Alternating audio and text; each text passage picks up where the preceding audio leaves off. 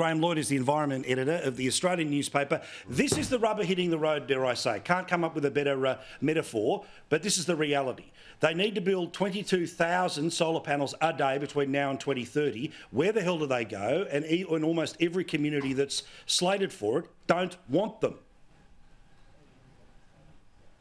Yeah, g'day Paul. This is really the big story about this renewables transition, and you really only have to look at what happened when they started to roll out the onshore wind turbines, particularly through the sort of Canberra region and down through Victoria, to see the level of community hostility and the total inadequacy of consultation, to see what's going to happen on steroids. And then what about this thing we hear about today, that apparently it's going to cost $300 million to either go around, go under or rebuild a bridge, because that is the major stumbling block. That's the hurdle with being able to move these Chinese-built blades from getting into parts of New South Wales.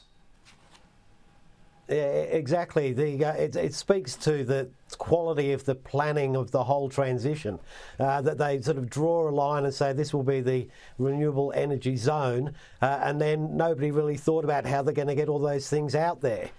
So if you look at the cost of building the road diversions and other infrastructure to let it happen, that's going to take longer than they've given for the whole thing to be created. Well, again, when you can think about how you can delay a mine because of a frog, we can delay how many projects because of small environmental concerns. I don't understand how destroying the earth to save the atmosphere, which, remember, Australia has 1% of the world's problems, but China, which of course makes up her best part of 30%, can keep going on for the next many, many years. Well, you'd have to think there are other things at play. Thank you, Graham.